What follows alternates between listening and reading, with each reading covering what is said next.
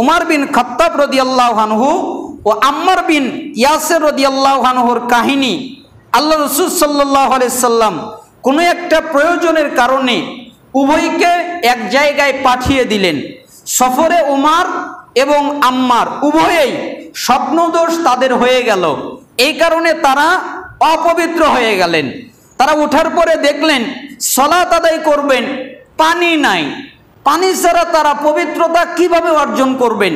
এজন্য আম্মার নিজের ইজতিহাদের ভিত্তিতে, নিজের বুঝের ভিত্তিতে পানি যেমন দেহকে পবিত্র করে তেমনি তিনি মাটিও করবে এটা মনে করে, ফলে তিনি পশুর মাটিতে গড়াগড়ি দেওয়ার মতো গড়াগড়ি দিলেন। পশু যেরকম মাটিতে গড়াগড়ি দেয় সেইভাবে আম্মার মাটির ভিতরে গড়াগড়ি দিলেন, কারণ তিনি সর্বশরীরে মাটি লাগানো জরুরি মনে করলেন। যেমন সারা শরীরকে পানি দিয়ে ধোয়া ওয়াজিব, তিনি মনে করলেন যে আমার সমস্ত শরীরে যদি মাটি লেগে যায় তাহলে আমি পবিত্র হয়ে যাব, আমি সালাত আদায় করব। এটা হলো আম্মারের বোঝ। সুতরাং তিনি ওইভাবে পবিত্রতা অর্জন করে সালাত আদায় করলেন।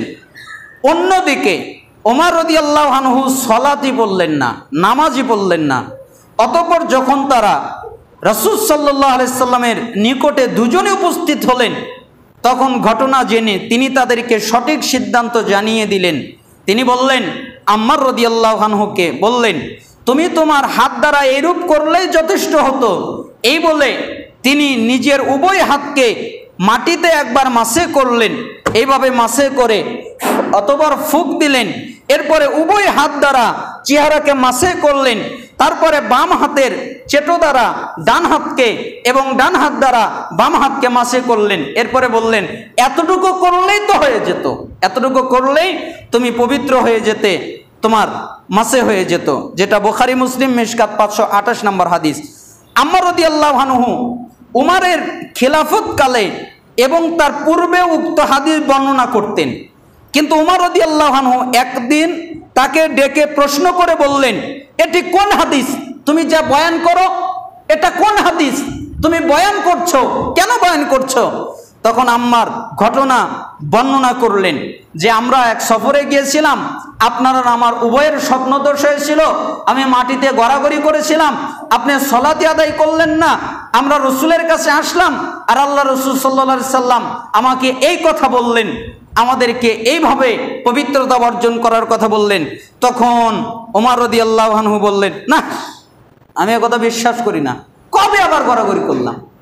কবে আমি তোমার সাথে গেলাম? কই, আমি এ কথা বিশ্বাস করি না, আমার এ কথা মনে নাই। তখন আম্মার বললেন, আচ্ছা ঠিক আছে, তাহলে আমি আর এই হাদিসই বর্ণনা করব না। তখন তিনি আম্মারকে বললেন, আল্লাহকে ভয় করো আম্মার।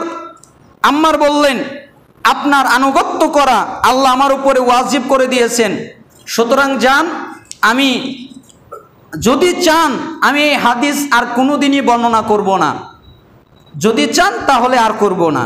কিন্তু ওমর রাদিয়াল্লাহু আনহু বললেন, তুমি যেই পথ অবলম্বন করে চলেছো সেই পথেই আমি তোমাকে ফিরিয়ে দেব, অর্থাৎ তুমি ওই হাদিস লোকেদেরকে বয়ান করো। আমার কারণে তুমি ওই হাদিস কেন বন্ধ করবে? তুমি রসুলের কাছ থেকে শুনেছো, আমার মনে নাই, আমি ভুলে গেছি, আমার মনে পড়ছে না, হয়তো তোমার কাছে ইয়াদ আছে, মনে আছে, তুমি কেন হাদিস বর্ণনা করবে না? অতএব তুমি হাদিস বর্ণনা করো। তাহলে বোঝা যায় ভুলে যাওয়ার কারণে মতানৈক্য হয়। কিসের কারণে? এগুলো সব কিন্তু সাহাবীদের ঘটনা। তাহলে সাহাবীদের মধ্যে যদি ইখতিলাফ ঘটে, আমাদের মধ্যে ইখতিলাফ ঘটতে পারে না? আলেম ওলামাদের মধ্যে ইখতিলাফ ঘটতে পারে না? এজন্য একজন আরেকজনকে গালাগালি করা যাবে না, রাগারাগি করা যাবে না। সহজভাবে কারো কাছে যদি হাদিস না পৌঁছে অথবা সে ভুলে যায়, তাহলে তার কাছে পৌঁছানোর চেষ্টা করতে হবে, তাকে স্মরণ করিয়ে দেওয়ার চেষ্টা করতে হবে। আল্লাহ সুবহানাহু ওয়া তাআলা আমাদেরকে কবুল করুন।